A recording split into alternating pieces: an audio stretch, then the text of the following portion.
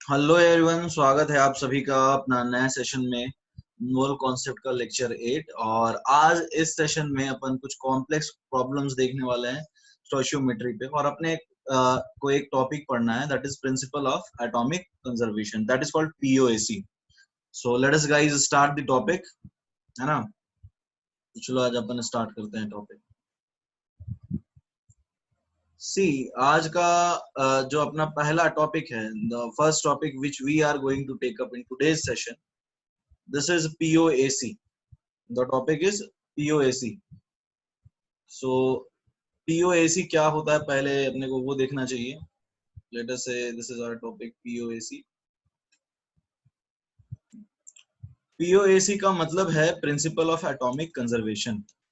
तो atomic conservation करके तुम्हें कुछ नया तो नहीं लग रहा होगा। सो लेट अस स्टार्ट। क्या है ये?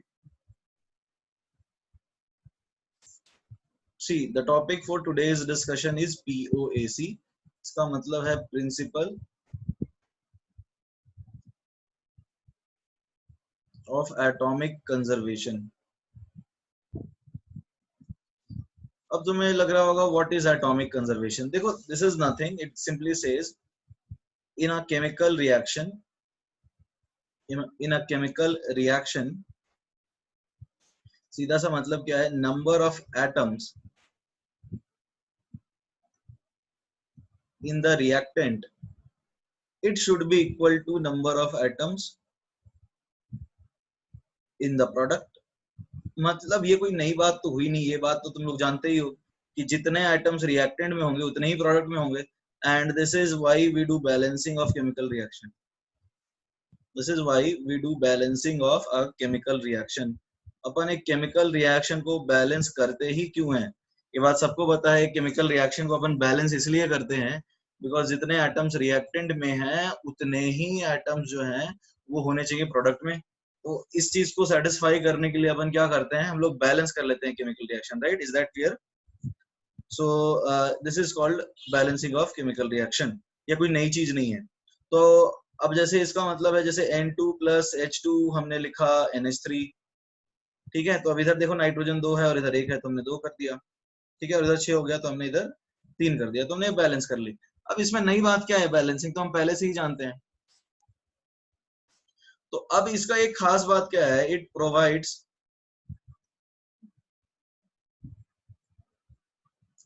एन ऑल्टरनेट वे या फिर alternate method for stoichiometric calculations without even balancing the chemical reaction। अब इसका क्या मतलब है देखते हैं। ये बोल रहा है कि ये मेथड जो है ये हमें हेल्प करेगा, क्या किस चीज में हेल्प करेगा, क्या स्टोइशियोमेट्रिक कैलकुलेशंस करने में हेल्प करेगा। और इसके लिए अपने को रिएक्शन को बैलेंस करने की भी जरूरत नहीं है, ठीक है। ये एक ऑल्टरनेट मेथड बताता है स्टोइशियोमेट्रिक कैलकुलेशंस के लिए, और इसके लिए हमें जो है रिएक्शन को बैलेंस करने की भी जरूरत नहीं है। अब देखो कैसे, let us have a look. जैसे N2 सपोज रिएक्ट कर रहा है H2 के साथ और ये बना रहा है NH3, फाइन। तो अपन ये जानते हैं कि इस तरह से हम इसको बैलेंस कर लेंगे। तो अब इसको लिखें A0, इसको लिखें B0 और इसको लिखें C0। तो अपना क्या रिलेशन बनेगा, A0 by 1 is equal to B0 by 3 is equal to C0 by 2। ठीक है, आई होप ये वाली बात तो सबको क्लियर है। तो अब देखो क्या करते हैं, POAC लगाएंगे किसी एक एलिमेंट के लिए। तो नाइट्रोजन एटम्स के लिए हम लगाते हैं, ठीक है। और इसके मोल्स को अपन A0 ही लिखेंगे। तो देखो इधर नाइट्रोजन 2 है और इधर नाइट्रोजन 1 है। तो हम करेंगे क्या, हम क्या लिखते हैं, जैसे इधर नाइट्रोजन जो है नाइट्रोजन एटम्स के लगा रहे हैं, तो अब इधर नाइट्रोजन 2 है और इधर 1 है। तो जिस तरफ नाइट्रोजन ज्यादा है, लेट से इधर N2 है और इधर इधर नाइट्रोजन 2 है रिएक्टेंट में और प्रोडक्ट में 1 है, तो जिधर नाइट्रोजन के एटम्स ज्यादा हैं उधर उसके मोल्स कम होंगे, तभी तो एटम कंजर्व होंगे। समझ में आ रहा है? इधर 2 है और इधर 1 है, तो इधर नाइट्रोजन के एटम्स ज्यादा हैं और इधर नाइट्रोजन के एटम्स कम है, यानी इसके मोल्स इससे कम होने चाहिए, राइट।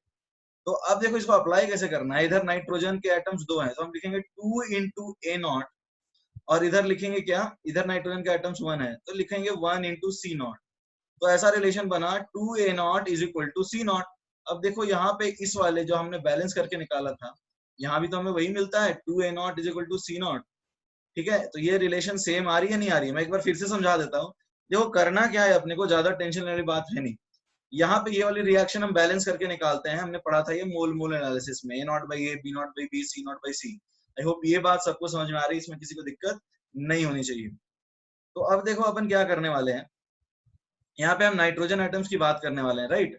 तो इधर नाइट्रोजन के कितने एटम्स हैं, इधर नाइट्रोजन के एटम्स है 2, और इधर नाइट्रोजन का कितना एटम है, इधर नाइट्रोजन का एटम है 1। तो इधर नाइट्रोजन के एटम ज्यादा है, इसका मतलब इसके मोल्स कम होने चाहिए, राइट। नाइट्रोजन के एटम ज्यादा है बट दोनों तरफ तो एटम बराबर होना चाहिए। तो इस मॉलिक्यूल्स में नाइट्रोजन के एटम ज्यादा है, यानी इस समझने की कोशिश करो, इस मॉलिक्यूल में नाइट्रोजन के एटम ज्यादा है। इसका मतलब क्या हुआ, इस मॉलिक्यूल में जब नाइट्रोजन का एटम ज्यादा है तो इसका मतलब ये मॉलिक्यूल कम होना चाहिए, तभी तो एटम बैलेंस होगा। ठीक है, तो यहाँ पर 2 नाइट्रोजन है तो हम करेंगे क्या, 2 into A not is equal to 1 into C nought. I hope आपको ये बात समझ में आ रही होगी, राइट। अब हम पीओएसी हाइड्रोजन एटम्स के लिए भी लगा सकते हैं। तो अब देखो हाइड्रोजन एटम कहाँ कहाँ है, नाइट्रोजन जैसे यहाँ और यहाँ था, तो हमने पीओएसी इन दोनों के लिए लगा दिया। ठीक है, क्योंकि एटम बैलेंस करना है।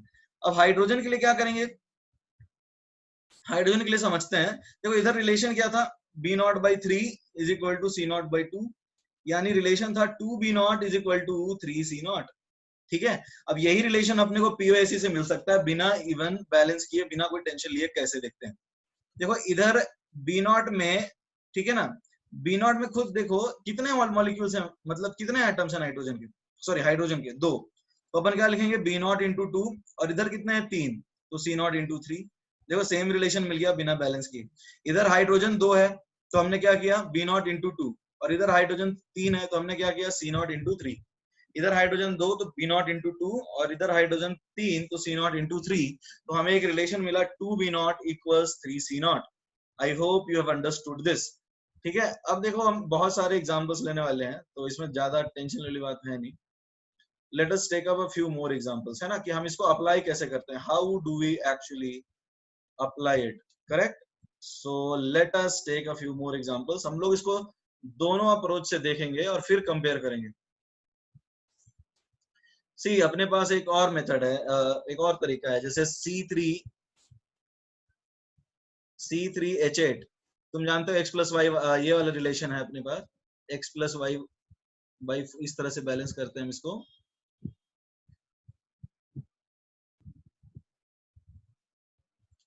ठीक है, तो ये आएगा 5O2 gives 3CO2 plus 4H2, right. तो ये कुछ इस तरह का रिलेशन ये देने वाला है। तो अब यदि इसको अपन A नॉट, इसको B नॉट, इसको C नॉट और इसको D नॉट पकड़ते हैं, जो कि हम अब तक करते आ रहे हैं, तो अपने पास रिलेशन है A nought by 1, B nought by 5, C nought by 3 is equal to D nought by 4। I hope इसमें किसी को समस्या, किसी को कोई परेशानी नहीं है। ठीक है बच्चों, तो अब अपन क्या करेंगे, पीओएसी लगाएंगे। क्या करेंगे, पीओएसी लगाएंगे। ठीक है, तो अब देखते हैं क्या करने वाले हैं हम। तो यदि हम कार्बन के लिए लगाते हैं, कार्बन के लिए, तो कार्बन कहाँ कहाँ पे है, C3H8 में है और इधर CO2 में है, राइट। तो अब देखो इधर कार्बन के कितने मॉलिक्यूल्स हैं, कितने, एक मॉलिक्यूल में कितना एटम है, 3। तो हम करेंगे 3 इंटू ए नॉट, और इधर कितना है कार्बन 1, तो हम करेंगे सी नॉट इंटू 1, यानी 3 A not is equal to C naught. देखो इधर मिलेगा क्या, इधर वही रिलेशन मिल रहा है, तो मिला 3 A not is equal to C naught, ये रिलेशन मिल गया। ठीक है, और यदि हम इसमें कार्बन के अलावा ऑक्सीजन के लिए करते हैं, तो इधर देखो क्या है, बी नॉट में 2 एटम्स हैं, तो 2 B not is equal to, इधर भी 2 ही है। एक्चुअली यहाँ पे एक सेकंड, ऑक्सीजन के लिए भी नहीं लगा सकते, हाइड्रोजन के लिए लगाते हैं। हाइड्रोजन के लिए क्या है, इधर 8, ठीक है, तो 8 ए नॉट और इधर 2 is equal to 2 D naught, यानी मिला क्या, 4 A not is equal to D not. देखो यहां से भी वही रिलेशन लग रहा है। अब देखो यदि ऐसा हम सीधा लिखते बिना बैलेंस किए हुए, तो ये ज्यादा रिलेवेंट होता अपने लिए। सीधा हम ऐसे लिख लेते, कुछ 4H2O भी नहीं लिखते, सीधा H2O लिखते। तो अब देखो A naught, B not, C not, D not, ठीक है। अब अपन क्या करने वाले हैं, इधर कार्बन के लिए करेंगे, तो 3A0 क्योंकि इधर 3 है और इधर 1 है, C0, खत्म कहानी, बिना बैलेंस किए अपन लिख दिया। आई होप ये बात समझ में आ रही है। अब हाइड्रोजन के लिए बात करते हैं, तो इधर कितना है 8, तो 8A0 और इधर 2, तो 2D0, खत्म कहानी, बिना बैलेंस किए हम लिखें। अब देखो एक चीज तुम समझ सकते हो कि हमने तो ऑक्सीजन के लिए लिखा ही नहीं। क्यों नहीं लिखा? ऑक्सीजन के लिए नहीं लिखा है क्योंकि ऑक्सीजन के लिए अप्लाई करना डिफिकल्ट है। ऑक्सीजन एक तो इधर रिएक्टेंट में है और इधर दो दो जगह पे प्रोडक्ट में है, तो इससे तो हमको फिर बैलेंस करना ही पड़ेगा, तो इससे अच्छा बैलेंसिंग मेथड ही बेहतर है। तो ये हम कब यूज करते हैं, ये मेथड हमारे लिए कब होना चाहिए, ये बेस्ट अप्लाइड होता कब है? This is best applied when one element is present in one of the reactants and one of the products। एक से ज्यादा में दिक्कत हो जाती है, इससे अच्छा फिर बैलेंस ही कर लो, फिर तो लंबा चला जाएगा। तो एक मतलब एक एलिमेंट एक रिएक्टेंट का मतलब क्या समझ रहे हैं, एक रिएक्टेंट में एक ही एलिमेंट होना चाहिए, रिएक्टेंट की तरफ एक एलिमेंट होना चाहिए, मतलब one element in one reactant. इसका मतलब क्या है, जैसे रिएक्टेंट में इधर कार्बन सिर्फ एक ही रिएक्टेंट में C3H8 और इधर कार्बन सिर्फ एक ही प्रोडक्ट में जो है CO2, इधर हाइड्रोजन सिर्फ एक ही रिएक्टेंट में है C3H8 और हाइड्रोजन भी एक ही प्रोडक्ट में है H2O। तो एक एलिमेंट एक रिएक्टेंट और एक प्रोडक्ट में होना चाहिए, ठीक है। यदि एक से ज्यादा होगा तो अपने को अप्लाई करने में दिक्कत हो जाएगी। तो ठीक है ना, अपन कुछ और एग्जांपल्स लेने वाले हैं, टेंशन मत लो, ये सब क्लियर हो जाएगा, सब समझ में आ जाएगा, ठीक है। तो जैसे अपन एक एग्जांपल ले चुके हैं, N2 plus 5/2 O2 forms N2O5, ठीक है। अपने पास ये एग्जांपल, अब देखो यहाँ पे क्या है, नाइट्रोजन सिर्फ एक रिएक्टेंट में N2 और इधर भी एक ही प्रोडक्ट में N2O5, ऑक्सीजन के केस में भी यही है, तो कोई टेंशन वाली बात नहीं है, यहाँ पे पीओएसी परफेक्ट लगने वाला है, राइट। तो यदि हम इसको A0 पकड़े, इसको B0 पकड़े, इसको C0 पकड़े, तो अपना रिलेशन क्या बनता है, A0/1 is equal to B0/5/2 is equal to C0/1, right. तो क्या बना, A0 is equal to 2/5, B0 is equal to C0। तो यहाँ बन रहा है 5A0 is equal to 2B0, एक ये इनका रिलेशन बना, ठीक है। और ये बन रहा है 2B0 is equal to 5C0, एक ये रिलेशन बन गया। अब लगा देते हैं अपन पीओएसी, पीओएसी नाइट्रोजन के लिए लगाएंगे, राइट। तो नाइट्रोजन सिर्फ इधर है, इस रिएक्टेंट में है, और इधर प्रोडक्ट में इधर है। आई होप ये बात समझ में आ रही होगी। तो हम क्या करेंगे, 2A0 is equal to 2C0, ठीक है। तो यहाँ पर A0 C0 बराबर ही है, तो यहाँ A0 is equal to C0, ये वाला रिलेशन जो तुम यहाँ से देख रहे हो, यहाँ भी वही मिल रहा है, A0 is equal to C0, तो ये तुम्हें मिल गया, ठीक है। अब देखो यहाँ पे इन दोनों का रिलेशन बता सकते हैं, क्योंकि O2 ऑक्सीजन देखो कहाँ कहाँ है, ऑक्सीजन एक यहाँ है और एक ऑक्सीजन यहाँ है। तो हम क्या करने वाले, इधर तो दो ऑक्सीजन में दो एटम है, तो हम करेंगे 2 into B0 और इधर कितना है 5 is equal to 5 into C0। देखो यही रिलेशन है, 2B0 इज 5C0, ठीक है। तो अब देखो यहाँ पे रिलेशन था A0 is equal to C0 और यहाँ पे रिलेशन क्या है, 2/5 B0 is equal to C0। तो ये इक्वेशन 1 पकड़ लेते हैं और ये इक्वेशन 2 पकड़ लेते हैं। तो अपने को क्या रिलेशन मिला बताओ, अपने को रिलेशन मिला A0 is equal to C0 is equal to 2/5 B0। ये वही रिलेशन है जो यहाँ पे हमें मिला था। और इसके लिए अपन बैलेंस भी नहीं करें तो भी कोई दिक्कत नहीं है, जैसे कि हम डायरेक्टली लिख सकते हैं। कैसे लिख सकते हैं, A0 B0 C0, A0 B0 C0। अब देखो हम नाइट्रोजन के लिए लिखते हैं, बिना बैलेंस किए भी हम डायरेक्टली लिख सकते हैं। कैसे, 2A0 क्योंकि इधर 2 है is equal to 2C0। Oxygen के लिए कैसे लिख सकते हैं, हम लिख सकते हैं 2B0 is equal to 5C0, ठीक है। तो इसमें बिना बैलेंस किए अपन रिलेशंस जो हैं वो बिल्कुल लिख सकते हैं, बहुत आसानी से लिख सकते हैं। तो ये एक अल्टरनेट अप्रोच देता है स्टोइचियोमेट्री में, किस चीज के लिए, कैलकुलेशन करने के लिए। आई होप बच्चों आपको समझ में आ रहा होगा, मजा आ रहा होगा। तो अपन थोड़ा आगे जो है बढ़ते हैं।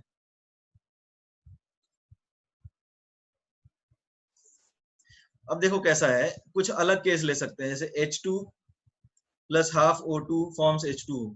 ये तो बैलेंस्ड है, इसको A0 B0 सी नॉट लिख देते हैं, A naught by 1 B naught upon 1/2 is equal to C not.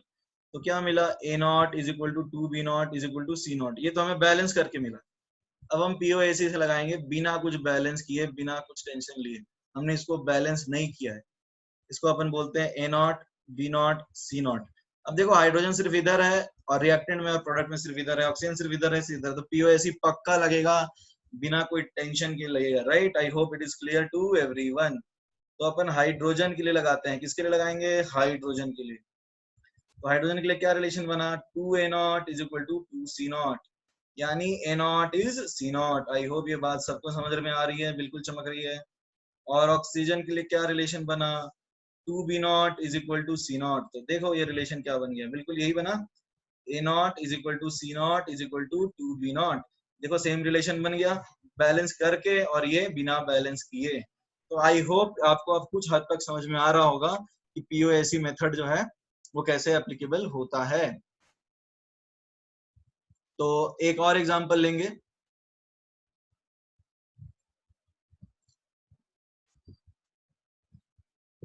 ठीक है। तो चलो बच्चों एक और एग्जांपल लेते हैं अपन।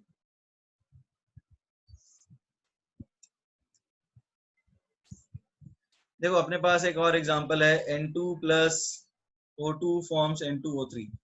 देखो नाइट्रोजन सिर्फ N2 में है और इधर भी सिर्फ एक ही प्रोडक्ट में है, ऑक्सीजन भी एक रिएक्टेंट और एक प्रोडक्ट में, तो पीओएसी लगेगा, मस्त लगेगा, कोई टेंशन नहीं है। A naught B not C not. अब नाइट्रोजन की लगाएं, 2a not 2c not. Oxygen की लगाएं 2b नॉट 3c नॉट। तो यहाँ क्या मिला, a nought is equal to c nought, और यहाँ क्या मिला, c nought is equal to 2/3 b nought. तो हमें क्या मिला, a nought is equal to c nought is equal to 2/3 b nought. I hope आपको ये बात समझ में आ रही होगी, ठीक है बच्चों। अब इसको तुम बैलेंस करके भी लिख सकते हो बिना कोई टेंशन के, कोई दिक्कत वाली बात इधर नहीं है, ठीक है। तो अब देखो ये A naught B not C naught क्या बना, A naught by 1 B naught upon 3/2 is equal to C not by 1। तो क्या बना, A not is equal to 2/3 B not is equal to C naught,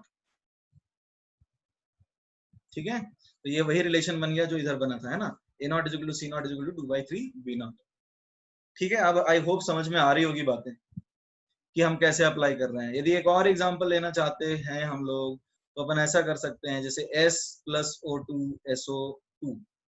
ये तो खैर ज्यादा आसान है, इसमें कोई दिक्कत नहीं है, बट यहाँ पर भी तुम कर सकते हो directly, A naught B not C not.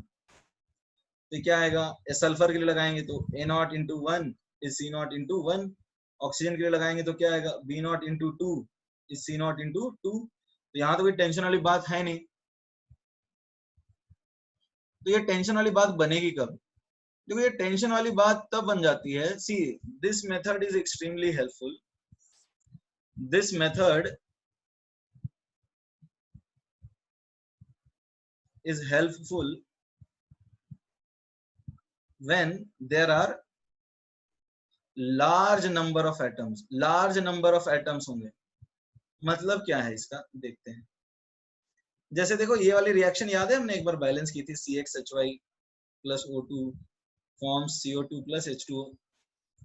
Sorry हमने तो बैलेंस अभी नहीं करना। तो अब देखो इसको A nought B not C not D not. देखो पीओएसी यहाँ पर कार्बन एक जगह, कार्बन एक जगह, हाइड्रोजन एक जगह, हाइड्रोजन एक जगह। तो POAC can be applied, POAC जो है इट कैन बी अप्लाइड, किसके लिए अप्लाई कर सकते हैं बताओ, it can be applied for carbon and hydrogen. देखो ऑक्सीजन इधर एक रिएक्टेंट में, इधर दो रिएक्टेंट में, तो वहां दिक्कत हो जाती है, ठीक है, वहां पर नॉर्मल मेथड सही करने होगा। तो देखो क्या है, यहाँ पर हम डायरेक्टली क्या लिख सकते हैं, कार्बन के लिए लिखें तो x A not is equal to C not, ठीक है, कोई दिक्कत तो नहीं होगी। तो इसको क्या बोलेंगे, A naught by 1 is C not by X, तो वो वाली रिलेशन मिल जाएगी। हाइड्रोजन के लिए क्या होगा, y A not is equal to 2 D not, ठीक है। तो हम डिवाइड कर दे दोनों तरफ y से, तो क्या आएगा, A not is equal to 2 D naught by Y. तो ये क्या आया, A not is equal to D naught divided by Y by 2। तो ये वाले रिलेशन हमें डायरेक्टली मिल रहे हैं, बट हाँ ये ऑक्सीजन के लिए can't be applied for oxygen, oxygen के लिए दिक्कत है, यहाँ अप्लाई नहीं होता है, नॉर्मल मेथड ही बेहतर है, अप्लाई करने की दिक्कत नहीं है, यहाँ पे वही करोगे। अब देखो यहाँ 2 है, जिसमें p मल्टीप्लाई कर देंगे ताकि किसके बराबर हो जाए, 2x प्लस वाई बाई 2 के, तो फिर हम वैसे ही निकालेंगे p is equal to x plus y by 4। तो बेहतर है, मतलब यहाँ पर ऐसे नहीं लगेगा, बट बड़े बड़े नंबर्स हैं, यदि बड़े बड़े नंबर्स हैं तो ऑब्वियसली बड़ी चीजें आसान हो जाती हैं, ठीक है। अब जैसे इसका फिर से एक बार मैं तुम्हें समझा देता हूँ, POAC can be applied for carbon और हाइड्रोजन बिकॉज कार्बन इधर सिर्फ एक रिएक्टेंट में, सिंगल रिएक्टेंट और सिंगल प्रोडक्ट, तो हम सीधा आराम से लगा सकते हैं बिना कोई टेंशन, बिना कोई समस्या, किसी भी चीज के, ठीक है, टेंशन नहीं लेना यहाँ पे। तो अब क्या करने वाले, कार्बन के लिए कैसे करेंगे, x A not is equal to C nought, क्योंकि इधर एक्स है एटम, ठीक है, और इधर कितना है एक, तो x A not is C nought. Hydrogen के लिए y A not is equal to 2 D nought. तो इस तरह से अपन रिलेशन जो है वो बनाते जाएंगे बिना कोई टेंशन के। तो पीओएसी अच्छा मेथड लग रहा है, चलो देखो इसका एक और फायदा है, it can be applied in chain reactions, बड़े बड़े चेन रिएक्शंस दिए हुए हैं, तो कितना बैलेंस करोगे, 10 रिएक्शन दिया हुआ है, तो तुम्हें बैलेंस करना पॉसिबल होगा क्या।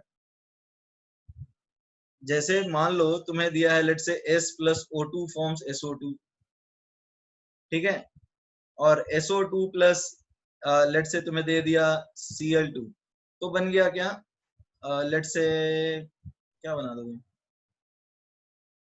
S2Cl2, ठीक है, हमने इसको बैलेंस नहीं किया है, प्लस O2, इसमें बैलेंस की कोई दिक्कत नहीं है, तो इसको नाम दे देते हैं A0 B0 C0।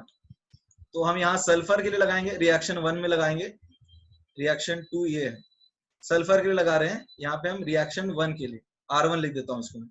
तो सल्फर के लिए क्या होगा, A0 इंटू 1, ये क्या आएगा C0 इंटू 1, ठीक है। फिर ऑक्सीजन के लिए क्या होगा, B0 into 2 is equal to C0 into 2। उसी तरह रिएक्शन 2 के लिए बात करें, R2 के लिए, तो इसको नाम दे देते हैं D0 E0 F0, ठीक है। यहाँ सल्फर के लगाएं तो D0 into 1 is F0 into 2। Chlorine के लिए E0 into 2 is equal to F0 into 2। तो इस तरह से हम बिना बैलेंस के रिलेशंस डेवलप कर सकते हैं बड़े बड़े क्वेश्चंस में। तो ये it is helpful in the chain reaction, ये चेन रिएक्शंस में जहां पर बहुत ज्यादा कैलकुलेशन करना है वहां पे बड़ा हेल्पफुल होता है, बिकॉज हम बिना बैलेंस किए कर सकते हैं। यहाँ पे ये चेन रिएक्शन में एक्सट्रीमली हेल्पफुल है, बिकॉज यहाँ पे हमें बड़े बड़े रिलेशंस बनाने पड़ेंगे, और वहां पे क्या होगा, अपने को इतने सारी जो इंफॉर्मेशन है वो दी नहीं रहेगी, या फिर दी भी होगी तो हमें बैलेंस करने में बड़ी दिक्कत होगी, ठीक है। तो आई होप बच्चों आपको बेसिक आज जो हमने पढ़ा है वो समझ में आया होगा। तो आज हमने बच्चों किया क्या है, यदि हम उसको एक ओवरव्यू लेके बताएं कि आज हमने किया क्या है, तो पीओएसी बताता है बेसिकली एटॉमिक कंजर्वेशन है, कि जितने एटम्स हैं रिएक्टेंट में उतने ही एटम्स होंगे प्रोडक्ट में, है ना।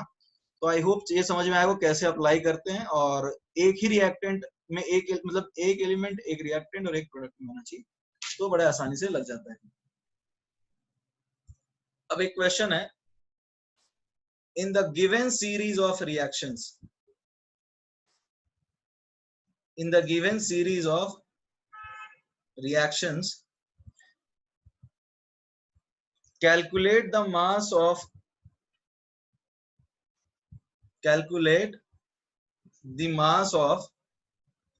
M required to produce 206 gram of MX as per the given series of reactions। देखो ये सीरीज ऑफ रिएक्शंस दे रखा है, ठीक है, इसमें मोलर मासेस कुछ दिए हुए हैं, मोलर मासेस नाइट्रोजन का एन यहाँ पे कुछ और है, एलिमेंट नाइट्रोजन नहीं है, उसका 23, एम का 56 और एक्स का 80, ठीक है। अब अपन देखते हैं कि रिएक्शन क्या क्या है। पहला रिएक्शन है m plus x2 forms mx2, फिर है 3mx2 plus x2 forms m3x8, फिर है m3x8 plus N2CO3 forms NX plus CO2 plus M3O4। ठीक है, इसको रिएक्शन 1 बोलते हैं, इसको 2 बोलते हैं और इसको 3 बोलते हैं। तो देखो अपने को करना क्या है बच्चों, अपने को करना ये है कि हमें पता करना है कि क्या मास ऑफ X जो है वो 206 ग्राम NX बनाएगा। यहाँ पे MX है, इसको NX कर लेते हैं। ठीक है, NX है। क्वेश्चन ये है कि क्या मास जो है वो M का क्या बनाएगा, 206 ग्राम बनाएगा, किसका, NX का। आई होप ये बात आपको समझ में आ रही होगी। क्वेश्चन है कि what mass of M will produce 206 gram of NX। तो अभी देखो क्या है, मोलर मास निकाल लेते हैं NX का, मोलर मास ऑफ NX। देखो N23 और X 80, तो ये कितना आया 103। तो नंबर ऑफ मोल्स कितने हैं जो बनाने हैं, वो 203 मतलब ये आ जाएगा 2। ठीक है, तो अब यानी पूछा ये जा रहा है कि 2 मोल NX को बनाने के लिए कितना मोल M बनेगा, राइट, कितना M रिक्वायर्ड होगा मोल। तो इसको लिख देते हैं A0, B0, C0, D0, E0, F0। ठीक है, G0, इसको H0 और इसको F0, सॉरी इसको I0 लिख देते हैं। तो चलो अब अपने को रिलेशन क्या क्या मिल गया है। तो रिएक्शन 3 में हम चलते हैं। ठीक है ना, अब रिएक्शन 3 में अपने को करना क्या है, let us have a look on it. Reaction 3 में देखो बच्चों हमें चाहिए क्या, हमें यहां से इसके मोल्स निकालने में, तो A0 निकालना है और हमें I0 दिया है, तो हम POAC लगाते जाएंगे। देखो यहाँ पे X कॉमन है और X सिर्फ एक रिएक्टेंट इधर में इसमें और इधर है, तो हम X के लिए लगा रहे हैं POAC। तो क्या आएगा, I0 into 1 is equal to G0 into X, तो इधर 8 है तो आ गया 8।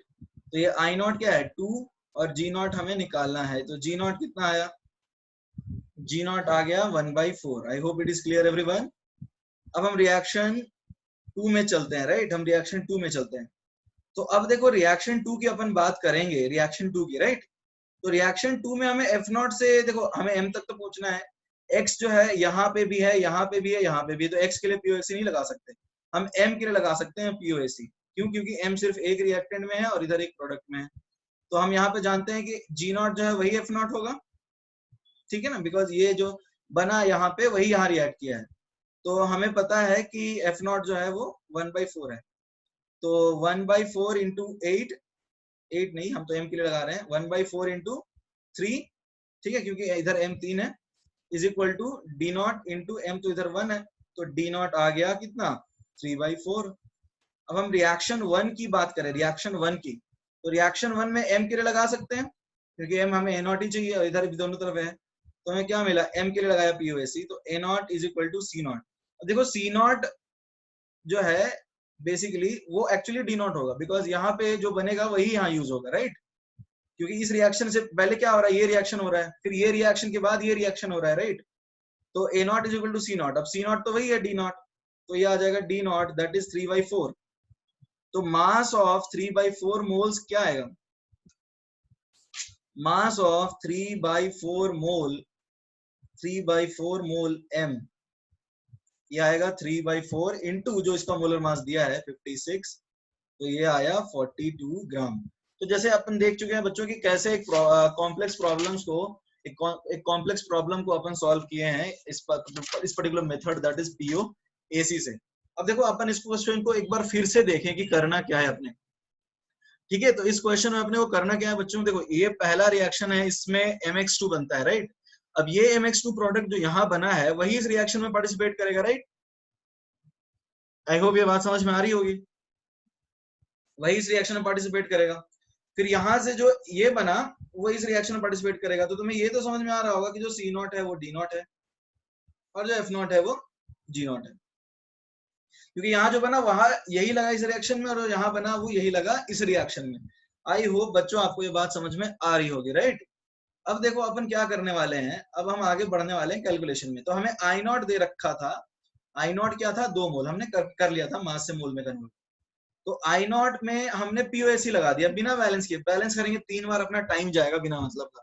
पीओएसी लगाओ, आसान मेथड है, यूज हो जाता है, और इसको कॉम्प्लेक्स रिएक्शंस में तो बड़ा आसान, जैसे इस तरह के क्वेश्चन में तो बड़ा हेल्पफुल है। मान लो नंबर ऐसे होते 34 37, बड़ी दिक्कत हो जाती फिर तो यहाँ पर जो है वो लग जाएगा पीओएसी बिना कोई टेंशन के। तो अब यहाँ पे क्या करने वाले हैं, यहाँ पर हमने किसके लिए लगाया, यहाँ पे एक्स के लिए लगाया, बिकॉज एक्स इधर एक रिएक्टेंट और एक प्रोडक्ट में है।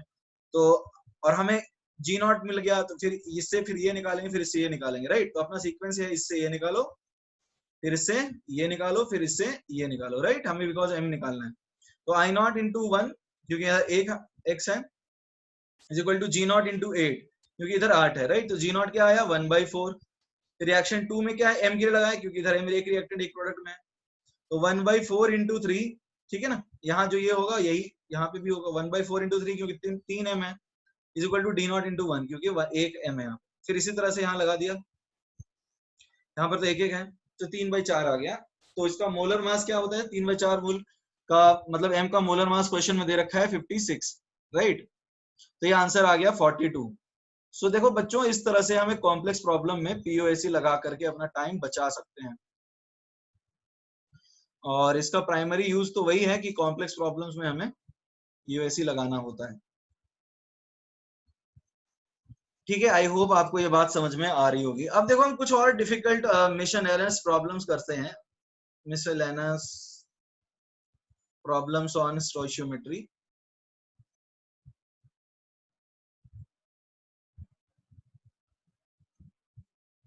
ठीक है, हम स्टोइचियोमेट्री पे कुछ सम्स करते हैं, राइट। तो देखो अब हमारा पहला क्वेश्चन जो है वो कुछ इस तरह का है। अपने पास एक मिक्सचर है जिसमें सैंड है और CaCO3। इसका टोटल मास अपने को दे रखा है 12 ग्राम। कितना दे रखा है, 12 ग्राम। ठीक है, अब बोल रहा है इसको हीट करते हैं, पूरा मिक्सचर को अपन हीट करते हैं। तो अब देखो हीट करने पे क्या हो रहा है, कुछ रेसिड्यू बनता है। क्या बनता है, रेसिड्यू। रेसिड्यू मतलब जैसे गैस, मतलब एक सब्सटेंस को हीट करोगे, कुछ गैस निकला, तो होता क्या है, गैस एवापोरेट हो जाता है, गैस निकल जाता है, गैस गायब हो जाता है। तो जो बच गया that is called residue, and residue is mostly solid. Volatile liquid भी तो निकल ही जाएगा, right. So when we say residue we primarily mean gases. तो वी हैव रेसिड्यू, ठीक है ना। तो अब रेसिड्यू जो है वो दिया है कि रेसिड्यू का मास जो है, मास है 7.6 ग्राम। तो इसको हीट करोगे तो कुछ रेसिड्यू बना, तो मास ऑफ गैसेस क्या होगा बताओ। गैसेस जो निकल गए वो क्या आएगा, 12 माइनस 7.6 यानी 4.4 ग्राम। तो अब तुमसे पूछ रहा है calculate the mass of sand present in the original mixture. Calculate the mass of sand present in the original mixture. I hope बच्चों आपको एक क्वेश्चन समझ में आया होगा। देखो क्वेश्चन क्या बोल रहा है, तुम्हारे पास एक मिक्सचर है सैंड और कैल्शियम कार्बोनेट का, इसको हीट किया तो गैस निकल गया और रेसिड्यू बच गया, उसका मास 7.6 ग्राम है, right.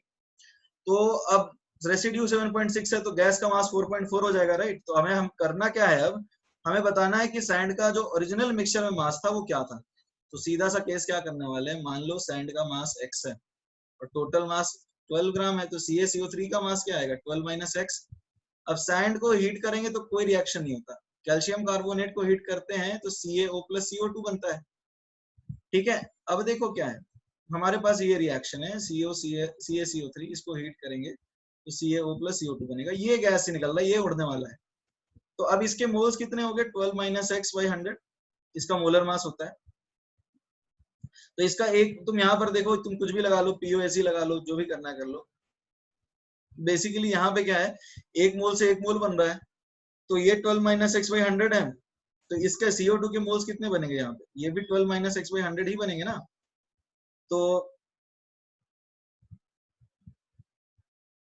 Sorry 12 minus x by 100, correct correct. तो मास ऑफ CO2 क्या है 4.4 ग्राम। तो मास कैसे निकालेंगे, moles that is 12 minus x by 100 into molar mass 44। ये क्या आ गया 10, फिर ये कैंसिल हो गया, तो आया 12 minus x is equal to 10। तो x क्या आया, x आ गया 2 ग्राम। तो यानी x क्या था, mass of sand in the original mixture तो अपने को सॉल्व करके कितना आया, वो आ गया 2 ग्राम। आई होप बच्चों ये आपको बात समझ में आ रही होगी। मैं फिर से क्वेश्चन को समझा देता हूँ कि अपन कर क्या रहे हैं यहाँ पे। देखो सैंड है और क्या है अपने पास, कैल्शियम कार्बोनेट, राइट। अपने पास सैंड है और क्या है, कैल्शियम कार्बोनेट। तो सैंड का मास अपन समझते हैं x ग्राम, तो टोटल मास 12 ग्राम है, तो 12 माइनस एक्स हो गया, राइट। ये बात क्लियर होगी, एकदम क्लियर होगी। अब सैंड को हीट करोगे तो कुछ नहीं होता, बालू गर्म करो कुछ नहीं होता। और कैल्शियम कार्बोनेट को हीट करोगे तो CaO प्लस CO2 बना। अब ये क्या है, ये गैस है जो निकल जाएगा, इसका मास 4.4 ग्राम। तो अब इसका एक मोल से तो इसका एक ही मोल बनेगा, ये तो तुम्हें डायरेक्टली दिख रहा होगा, A0/1 इज C0/1।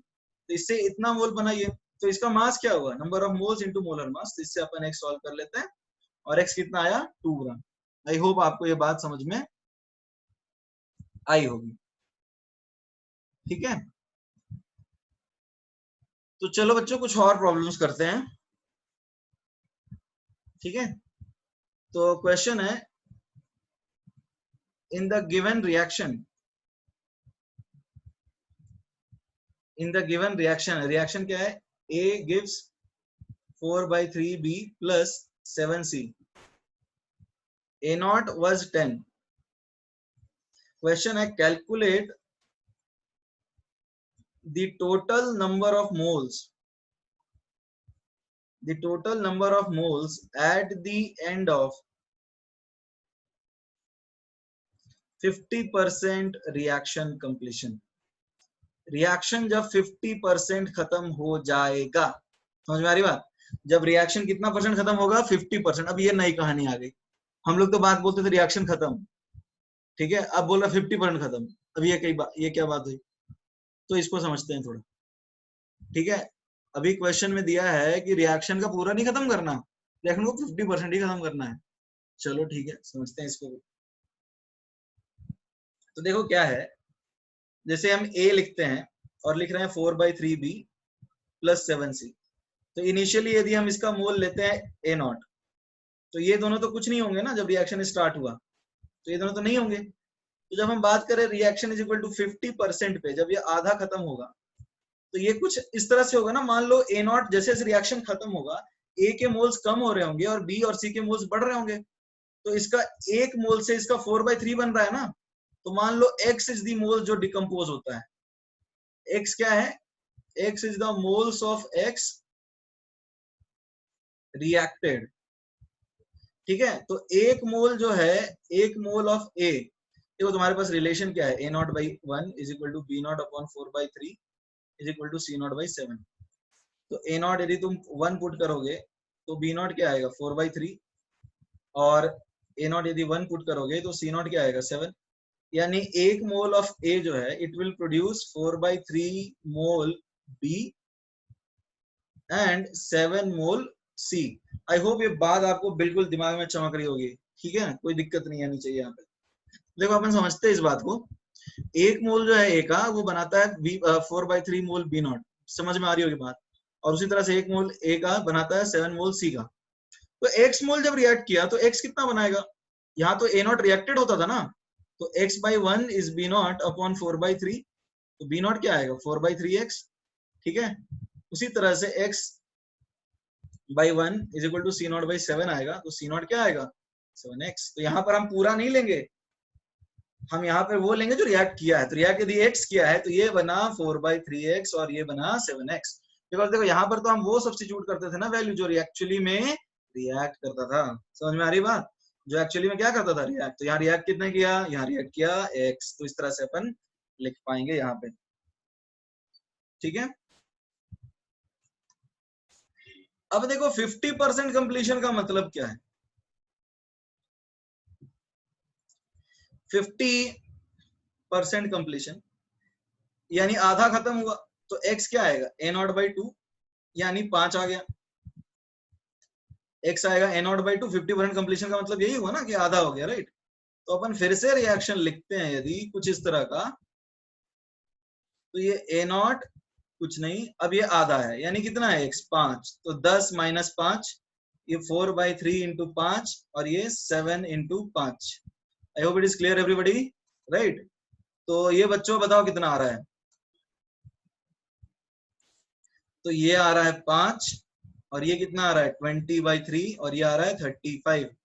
तो बताओ बच्चों टोटल मोल्स कैसे निकालेंगे? टोटल मोल्स निकालेंगे 5 प्लस 20/3 प्लस 35, यानी 5 प्लस 6.67 प्लस 35, यानी कितना आया 46.67, यानी ये आ गया 46.67। तो यहाँ पे भी ज्यादा टेंशन नहीं है। यदि इस तरह से आपको क्वेश्चन देता है कि भाई पूरा रिएक्शन खत्म नहीं हुआ है, तो जितना रिएक्ट किया उसके हिसाब से लगा दो, A naught by A, B not by B, C not by C, D naught by D, कोई टेंशन लेना ही नहीं है यहाँ पे। ठीक है, चलो अपन एक क्वेश्चन और करते हैं, ठीक है ना। अपना नेक्स्ट क्वेश्चन क्या है, थोड़ा समझते हैं इसको। लिखा है कि ozone is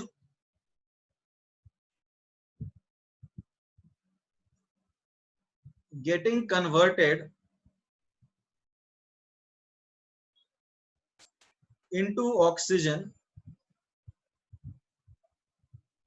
in an ozonizer। Ozonizer में जो भी है, ओजोनाइजर मान लो या फिर कुछ भी, ओजोनाइजर नहीं लिखते, इन्हें चेंबर लिख देते हैं सीधा, इन्हें chamber.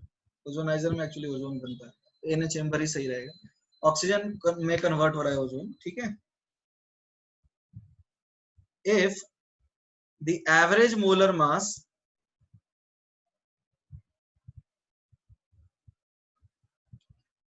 of the mixture at a certain time is 40, then calculate the percentage of O3 converted into O2। अब देखो ये क्वेश्चन खतरनाक है। अब ये आपके लिए कुछ नया है कि ये क्या भला है भाई। देखो टेंशन लेने वाली बात कुछ नहीं है, प्रॉब्लम को समझना है, इसको सिंप्लीफाई करके फिर सॉल्व कर देना है, टेंशन कोई लेना ही नहीं, ठीक है। तो अब देखो हो क्या रहा है, O3 कन्वर्ट हो रहा है किसमें, O2 में। इसको बैलेंस कर लेते हैं, या फिर तुम पीओएसी भी लगा सकते हो, 3 into A not is equal to 2 into B naught. तो ये क्या आएगा, A not is equal to 2/3 B naught. वैसे वो भी तुम लगा सकते हो। तो ए नॉट कोफिशिएंट क्या आया 1 और इसका 3/2, क्योंकि इनवर्स होता है, ठीक है। तो अब होगा क्या, जैसे अपने पास एक रिलेशन है O3 कन्वर्ट हो रहा है, सॉरी 3/2 O2 में, राइट। तो इसका मान लो कितना ही मोल ले लो, 10 ले लो, 20 ले लो, हम सिंपल अंडरस्टैंडिंग के लिए इसका 1 मोल लेते हैं, ठीक है। t इज इक्वल टू 0 पे इसका 1 मोल था और इसका कुछ नहीं था। तो मान लो ये पूरा रिएक्शन खत्म हो जाएगा, t is equal to infinite time में खत्म हो गया, मान लो कुछ समय में तो खत्म होगा ना रिएक्शन। तो जब रिएक्शन खत्म हुआ तो 1 मोल से 3/2 मिलेगा। तो इनिशियली इसका मोलर मास क्या होना चाहिए, O3 का मोलर मास 48 और फाइनली 32। अब देखो क्या लिखा है, गिवन टाइम पे मोलर मास 32 और 48 के बीच में है। मतलब क्या हुआ इसका बच्चों, इसका मतलब मोलर मास दोनों के बीच में है, यानी रिएक्शन पूरी तरह से खत्म नहीं हुआ है। पुराना केस फिर से आ गया, राइट। यहाँ पर रिएक्शन पूरी तरह से खत्म नहीं हुआ है। तो रिएक्शन क्या है, the reaction is in between t is equal to 0 to t is equal to completion, consisting of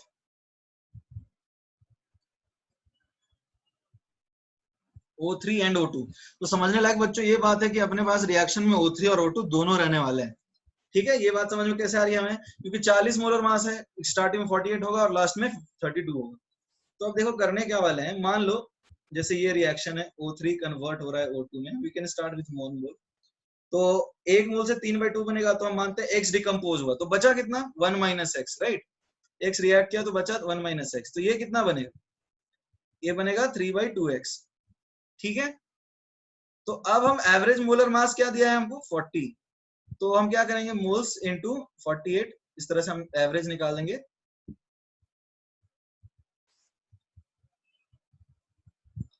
ठीक है।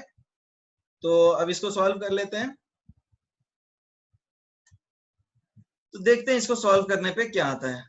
तो ये आता है 40, ये आएगा 148 माइनस 48x, और ये आ जाएगा कितना 48, तो प्लस 48x, तो ये कैंसिल, और ये आया 1 प्लस 1 प्लस एक्स बाई 2, और ये कितना आ जाएगा, ये आएगा 10 और ये आएगा 12।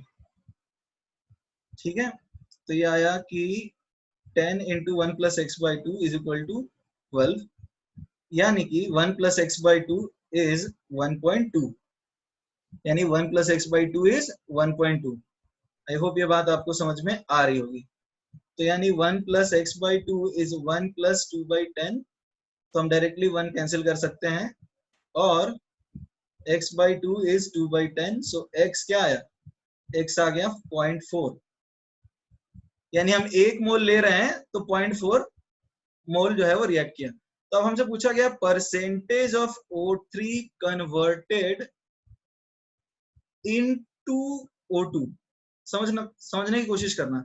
इनिशियली 1 मोल था, उसमें से कन्वर्ट कितना हुआ, 1 माइनस एक्स था, तो x आया अपना 0.4, तो 1 में से 0.4 कन्वर्ट हुआ है, तो परसेंटेज कैसे निकालेंगे, 0.4 जो कन्वर्ट हुआ अपॉन टोटल इंटू 100, तो ये कितना आया, ये आया 40%। तो ये बच्चों अपना आंसर हो गया इस क्वेश्चन का। देखो इसको मैं फिर से समझाता हूँ कि अपन किए क्या। इनिशियली सिर्फ O3 होता तो मोलर मास 48 होता, और सिर्फ O2 होता तो 32 होता, बट उन दोनों के बीच में था, इसका मतलब कुछ पूरा रिएक्शन खत्म नहीं हुआ है, पुराना वाला केस रिएक्शन वाला हमने दे दिया। तो मान लो इसका 1 है, 1 तो ये 1 माइनस एक्स होगा, और ये 3/2x होगा, क्योंकि 1 से 3/2 बनना है। तो एवरेज कैसे निकालेंगे, molar mass, average molar mass ही होगा ना 40, इसका मतलब तो ये आएगा इसके मोल्स इंटू O3 का मोलर मास प्लस इसके मोल्स इंटू इसका molar mass divided by total moles. Solve करने पे x आया 0.4, ठीक है ना, x आया 0.4। तो परसेंटेज कैसे निकालेंगे, moles initial upon total moles present into 100। तो ये बच्चों कितना आया, 40%। तो देखो बच्चों इस तरह से ना कॉम्प्लिकेटेड प्रॉब्लम जो है घुमा फिरा के आपको मोल कॉन्सेप्ट के ऊपर पूछे जा सकते हैं। तो ये हमने आज जो है स्टोइशियोमेट्री खत्म किया है, राइट, हमने आज क्या खत्म किया है, स्टोइशियोमेट्री। अब आपको इस पे प्रॉब्लम्स करने हैं, ठीक है ना। और नेक्स्ट क्लास में हम लोग कॉन्सेंट्रेशन टर्म्स वगैरह स्टार्ट करेंगे। तो आज हमने बेसिकली पीओएसी और कॉम्प्लेक्स प्रॉब्लम्स को देखा है। तो ठीक है बच्चों, मिलते हैं अपन नेक्स्ट लेक्चर में।